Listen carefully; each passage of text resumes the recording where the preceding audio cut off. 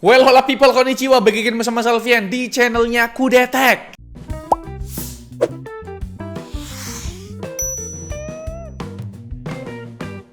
Kalau kita googling harga laptop dengan RTX 5050 ternyata udah makin affordable. Kayaknya setahun yang lalu itu masih pada di atas 17 jutaan sekian gitu. Tapi kok ini ada yang 15 jutaan, bahkan ada yang 14 jutaan. Anehnya yang 14 jutaan itu bukanlah Pongo series dari Axio yang biasanya punya price point paling oke di antara kompetitor lainnya. Malahan Pongo 755 harganya itu masih tembus 16 juta Agak kecewa sih memang ya, tapi emangnya apa sih yang ngebedain Pongo 755 sama yang lainnya? Let's go kita bahas. Paling ngebedain Pongo 755 dari kompetitor jelas dari segi prosesor yang dipakai. Soalnya kalau kompetitor cuma pakai prosesor kepala 5, sedangkan Pongo 755 ini udah pakai prosesor kepala 7 yaitu Intel Core i7 13620H yang bisa dibilang prosesor andalan Pongo series. Karena memang udah dipakai berkali-kali mulai dari Pongo 735, Pongo 750, Pongo 760 V2, bahkan sampai Pongo 775 Kalau buat desainnya, ini masih pakai bahasa desain dan sasis yang baru yang sama dengan Pongo 775 dan Studio X. Palingan perbedaan desain dari Pongo angka series lain ada di komposisi percolokan duniawi sama desain exhaustnya aja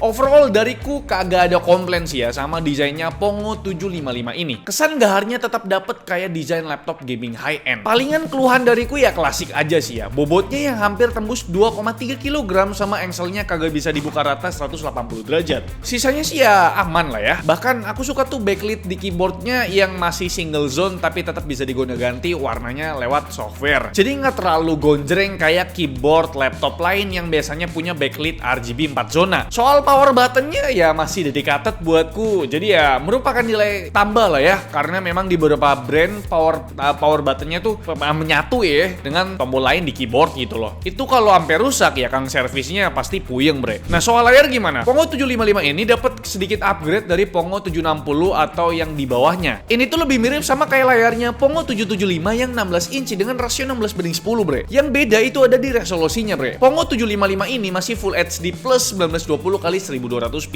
Sedangkan Pongo 775 itu udah 2K. Secara refresh rate juga upgrade dari yang biasanya up to 144Hz, sekarang itu udah up to 165Hz Jadi kalau dipakai buat gaming khususnya FPS itu bisa lebih smooth lagi. Dipakai produktivitas juga ready karena panel IPS di sini punya coverage gambut sRGB mencapai 97% dengan akurasi warna di 0,07 delta E. Brightness-nya juga lumayan terang, mendekati 400 nits, tapi memang minimumnya itu ya nggak terlalu redup di angka 23 nits. Kalau buat speakernya, di sini tertulis hasil tuningan dari Sound Blaster, yang sayangnya ya nggak dikasih aplikasi terpisah buat tuning equalizer Sound quality menurut pendengaran sound engineering kita, ya Mas Bayu Banyuwangi, low-nya tuh agak kurang berasa ya, mid-nya juga kurang nendang, sedangkan high-nya malah berlebihan yang bikin jadi cempreng. Lanjut ke bagian webcamnya, ini udah kelasan Pongo 775 yang bisa ngerekam video sampai resolusi 1080p dan udah dilengkapi privacy shutter. Berikut untuk sampel speaker dan juga webcam dari Axio Pongo 755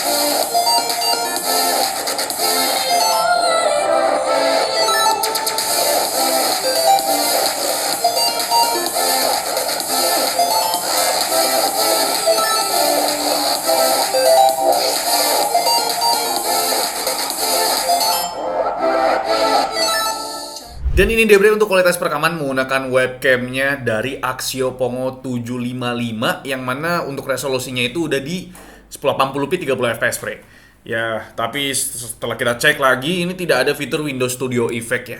Memang laptop gaming itu nggak tahu kenapa webcamnya yaudahlah yang penting ada aja gitu.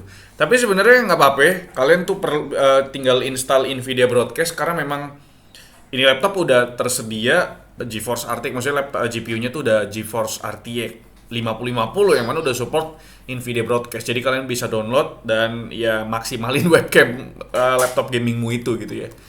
Berisik banget kucing nih. Tuh lihat. Ya, intinya ini dia untuk kualitas webcamnya. Gimana menurut kalian? Coba tulis di kolom komentar.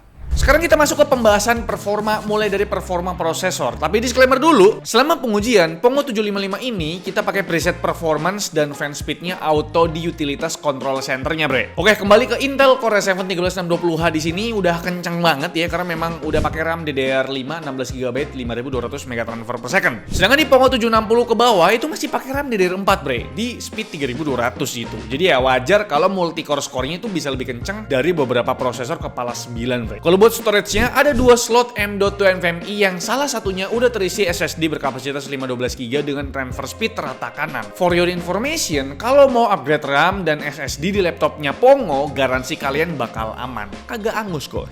Dan soal baterai, ini sih masih masalah klasik sebuah laptop gaming, bre. Kagak bisa diandelin tanpa adapter. Baterai 53 Wh itu cuma tahan 3 jam aja. Sedangkan charging time-nya pakai adapter 180W bisa cepet terisi ya, kurang dari 1 jam bisa langsung full. BTW, panjang kabel adapternya ini sekitar 2,6 meter. Ini aman banget lah. Oke, kita lanjut ke GPU-nya. GeForce RTX 5050 di sini udah full power dengan MGP 115W. Graphics score-nya tuh jelas kenceng banget, bre. Unggul jauh dari RTX 5050 75W yang ada di unit Nitro V15. Performa AI-nya juga kenceng banget, coy. Kita tes generate text pakai model Gamma 1 billion, ternyata itu bisa lebih kenceng dari RTX 5050 85W. 146 token berbanding 137 token. Kecepatan generate image-nya juga setara sama RTX 5060 yang 85W. Satu gambar itu bisa selesai dalam waktu 2,8 detik, bre. Boleh juga ternyata, bre, RTX 5050 yang ada di Pongo 755 gitu. Jadi penasaran nih gimana performa RTX 5060-nya ya kan? Kita masih ada di pengujian produktivitas. Sekarang kita tes 3D rendering di aplikasi Blender. Scene yang kita pakai adalah scene barbershop, bre. Kalau cuma pakai CUDA render itu butuh waktu 3 menitan render time. Sedangkan kalau pakai optic render cuma perlu waktu 2 menitan aja. Next, buat editing video di Premiere Pro, jujur buat preview konten 4K itu masih berasa delay walau udah di set 1/4 gitu. Tapi render time-nya kagak ada masalah kok ya, tetap kenceng.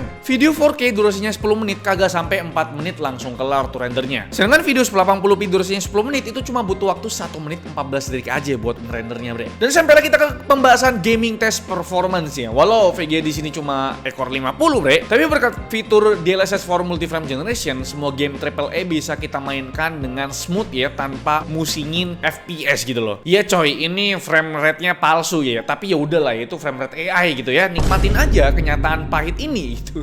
Kita mulai dari game Doom The Dark Age. Ternyata bisa kita paksa path tracing-nya aktif dengan catatan tekstur full size-nya itu kita kurangin dan presetnya tuh di medium aja, bre. Tapi ya begini, bre, FPS yang didapat tuh cuma 35 FPS. Tapi kalau tanpa path tracing, meski main pakai preset Ultra Nightmare, itu kita bisa dapat rata-rata 180 FPS. Kalau pakai aktifin DLSS 4 Multi-Frame Gen, bre. Di game Cyberpunk tuh lebih asoy lagi. Walau pakai path tracing aktif gitu, FPS-nya tuh masih tumpah ruah lebih dari 100 FPS, bre. Game ketiga ada Black Myth Wukong, main di preset cinematic ditambah ray tracing-nya very high, tentu bukan hambatan nih. Tembus 106 FPS nih, bre, rata-ratanya. Keempat ada Monster Hunter Wild, masih main pakai preset rata kanan dan ray tracing-nya high, itu enjoy banget di 126 FPS. Game kelima ada Hogwarts Legacy, main di preset high plus ray tracing-nya high juga, itu tembus 156 FPS, bre. Gila banget kan, bre, angka-angka FPS di game yang udah support DLSS 4 tadi. Gimana kalau game yang belum support DLSS 4, bre? Ini ada sampel Forza Horizon 5, ternyata masih di bawah 90 FPS, bre. Kalau buat game kompetitif, kita ada sampel Delta Force yang udah support DLSS 3. Kita tes di preset Ultra pakai DLSS Balance, ternyata FPS yang didapat tumpah ruah di atas 222 FPS. Next ada game CS2 yang kita tes pakai preset Low, itu dapat rata-rata di 250 FPS lebih. Dan terakhir ada game Dota 2 yang kita tes pakai preset rata kanan, itu masih aman enjoy di 116 FPS rata-ratanya. Gimana, bre, soal performa gamenya tadi?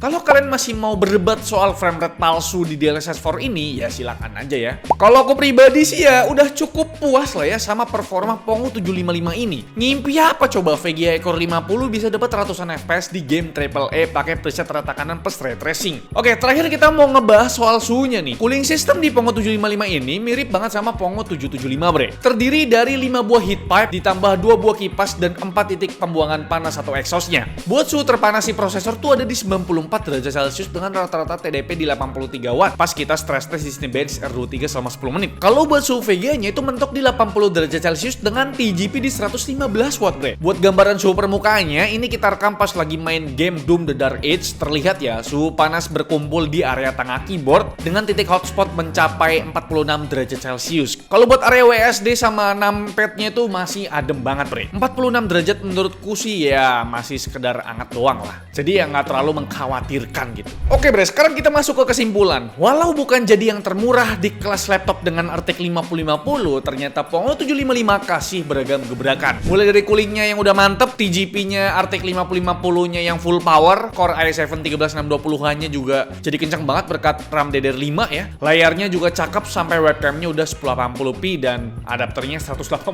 watt ya, bukan 135 watt. Dan soal after sales, kayaknya aku tuh udah cukup berbusa ngejelasin gimana masifnya layanan after sales dari Axio. Mulai dari masa garansinya yang panjang banget gitu, 3 tahun, ditambah garansi ADP-nya yang agresif, terus service centernya juga udah tersebar luas sampai 183 titik di seluruh Indonesia, bre. Dan yang terbaru tuh ada kerjasama antara Axio dengan Indomart ya, lebih tepatnya Indopaket yang melalui layanan Indopaket buat urusan pengiriman kalau laptop kalian perlu diservis atau kenapa-napa gitu. Jadi kira-kira gimana menurut kalian mengenai Axio Pongo 755 ini? Apakah kalian puas dengan harga dan performa yang ditawarkan? Coba dah tulis di kolom komentar, bre. Like video ini kalau kalian suka, dislike kalau aku jelek banget, dan jangan lupa untuk tekan tombol subscribe yang warna putih karena bukan warna merah lagi. Salvian selaku host di channel mengucapkan terima kasih.